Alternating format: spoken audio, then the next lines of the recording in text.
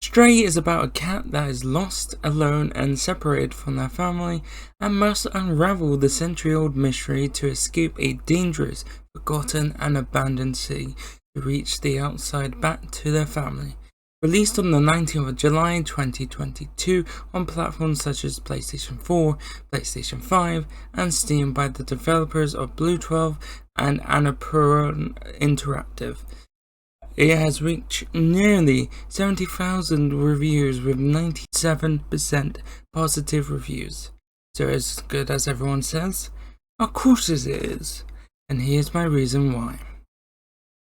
You're an orange striped cat hanging around with your family, licking each other and exploring the surrounding area to drink water together, until you reach a rusty old pipe which you and your family has to jump across in order to continue the exploration. So one by one, your family jumps across as the rusty old pipe slowly tilts down, and then it's your turn to jump. You get ready and then you jump across. Suddenly, the pipe collapses beneath you as you tremble, gasping to hold on to an edge to bring yourself back up as your family watches. You fail, fall into a dingy, dark, rubbish-filled area unknown to where you are, but in the distance you see an unknown creature of origin go through a slight opening in a gate. So looking at your surroundings, you see that the gate is the only way to go. Your objective is to reach the outside to get back to your family. On the way you can gather help from futuristic robots who have their own intelligence, with some who also like to reach the outside, but also know of the dangers of the dark, grim and dingy city, where the unknown creatures called Zurks can eat through the futuristic robots and any flesh-eating creatures such as yourself. The controls and gameplay is fun, simple and enjoyable, as there are no complex controls. For example, WASD for movement, space for jump, shift to run, left or alt to meow, tab to open your inventory, and finally pressing 2 turns on the flashlight.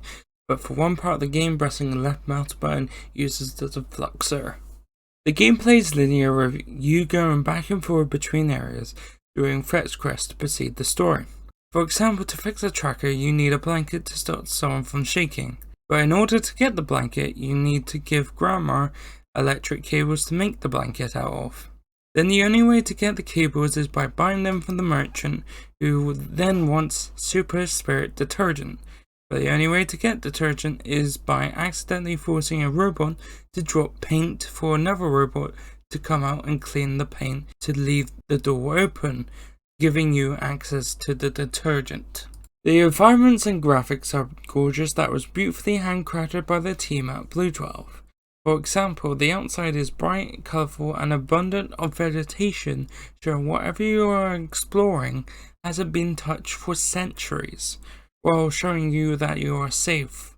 Whereas the city is dark, grim and void of any sunlight, using only light from neon signs, light bulbs and computers, unknown to what could be lurking around the corner.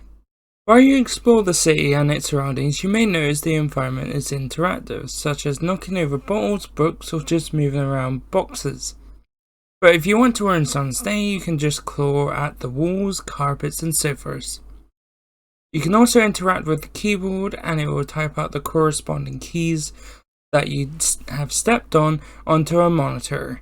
Or if that does not pique your interest, you can also get caught in a paper bag, so your curiosity can kill the cat. There's one feature that cat owners would arguably love to have, and that is customization for the cat. As of right now, there are no ways to make the cat look like your very own adorable and feisty cat, unless going through modding websites such as Nexus Mods.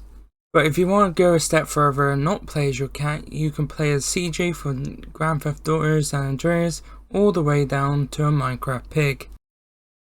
In conclusion, to answer my question, it depends on your preference. If you want a 3 to 6 hour game that you can beat in a day or even an afternoon, that is basically a cat walking simulator, occasionally running away from enemies and talking to robots, this is the game for you.